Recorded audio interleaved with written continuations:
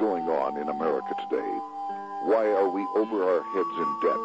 Why can't the politicians bring debt under control? Why are so many people, often both parents now, working at low-paying, dead-end jobs and still making do with less? What's the future of the American economy and way of life? Why does the government tell us inflation is low when the buying power of our paychecks is declining at an alarming rate? Only a generation ago, bread was a quarter, and you could get a new car for $19.95. Are we headed into an economic crash of unprecedented proportions? One which will make the crash of 1929 and the Great Depression which followed look like a Sunday school picnic. If so, can we prevent it? And what can we do to protect our families? Reliable experts say a crash is coming.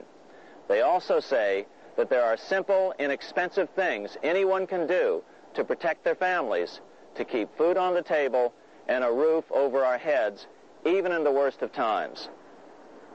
But to do that, we have to understand why the crash is coming, who's behind it, what they want, and how the perpetrators plan on protecting their families. Armed with this knowledge, any of us can ride out the coming storm. Larry Bates was a bank president for 11 years. As a member of the Tennessee House of Representatives, he chaired the Committee on Banking and Commerce. He's also a former professor of economics and the author of the best-selling book, The New Economic Disorder. I can tell you right now that there is going to be a crash of unprecedented proportions. A crash like we have never seen before in this country. The greatest shock of this decade is that more people are about to lose more money than at any time before in our history. But the second greatest shock will be the incredible amount of money just a relatively small group of people will make at exactly the same time. You see, in periods of economic upheaval, in economic crisis, wealth is not destroyed. It is merely transferred.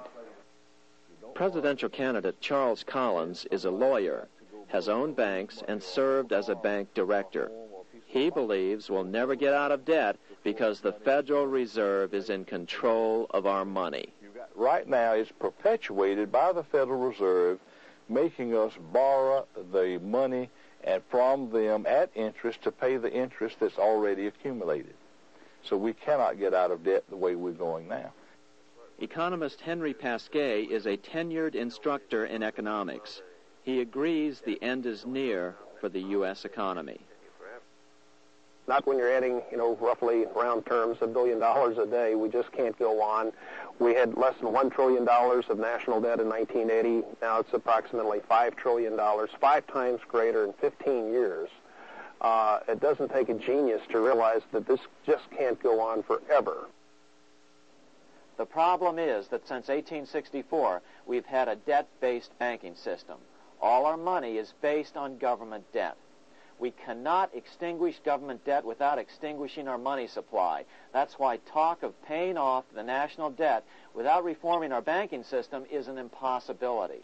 That's why the solution does not lie in discussing the size of the national debt. Rather, it lies in reforming our banking system. This is the Federal Reserve headquarters in Washington.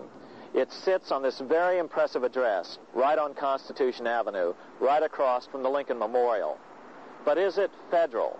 Is it really part of the United States government? Well, what we're about to show you is that there's nothing federal about the Federal Reserve, and there are no reserves.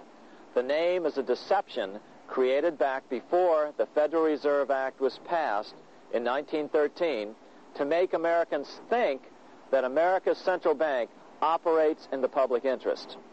The truth is that the Federal Reserve is a private bank owned by private stockholders and run purely for their private profit. That's exactly correct. The Fed is a privately owned for-profit corporation, which, again, has no reserves, at least no reserves available to back up the Federal Reserve notes, which is our common currency. Oh, absolutely. The Federal Reserve is neither federal and has doubtful reserves. It's a private bank that is owned by member banks And it was chartered under the guise of deceit by an act of Congress in 1913. December the 23rd, 1913, when most members of the Congress had gone home for the holidays, the House of Representatives had passed the Federal Reserve Act of 1913, but it was having difficulty in getting out of the Senate. And most people had gone home.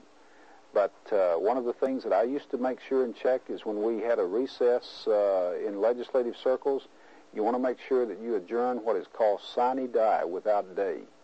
The Senate had not adjourned sine die, without day. It was still technically in session, so you had 3 members of the Senate, according to the Senate Journal, were present on that day, December 23rd, 1913, and they passed the Federal Reserve Act in the Senate on a unanimous consent voice vote.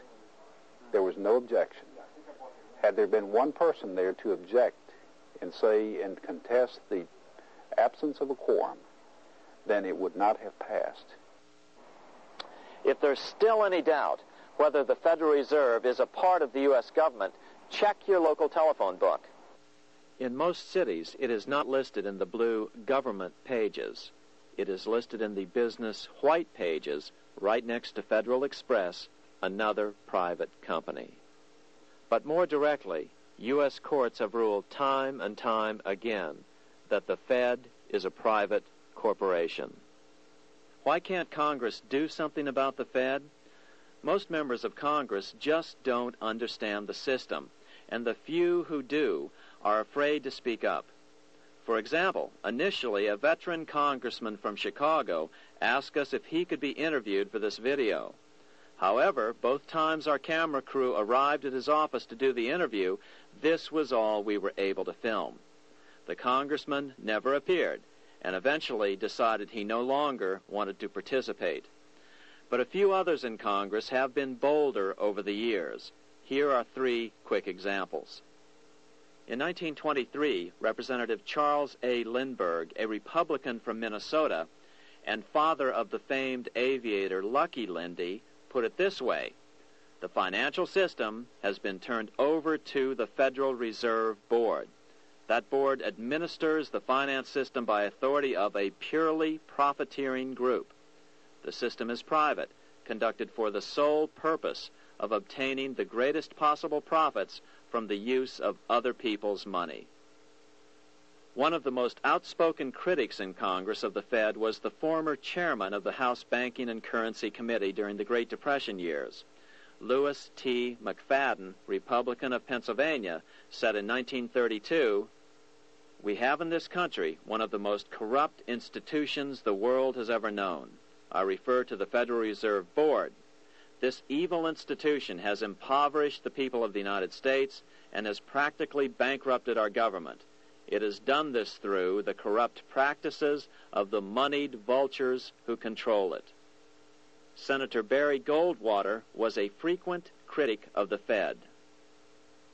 Most Americans have no real understanding of the operation of the international moneylenders. The accounts of the Federal Reserve System have never been audited. It operates outside the control of Congress and manipulates the credit of the United States. The Federal Reserve really, even though it is not part of the federal government, it is more powerful than the federal government. It's more powerful than the President, the Congress, and the courts. Now, a lot of people challenge me on that, but let me prove my case. The Federal Reserve determines what the average person's car payment is going to be, what their house payment is going to be, and whether they have a job or not. And I submit to you that that's total control. And the Federal Reserve is the largest single creditor of the United States government. What does Proverbs tell us? The borrower is servant to the lender. What one has to understand is that from the day the Constitution was adopted right up to today, the folks who profit from privately owned central banks, as Madison called them, the money changers, have fought a running battle for control over who gets to print America's money. Why is who prints the money so important? Think of money as just another commodity. If you have a monopoly on a commodity that everyone needs, everyone wants, and nobody has enough of, there are lots of ways to make a profit and also exert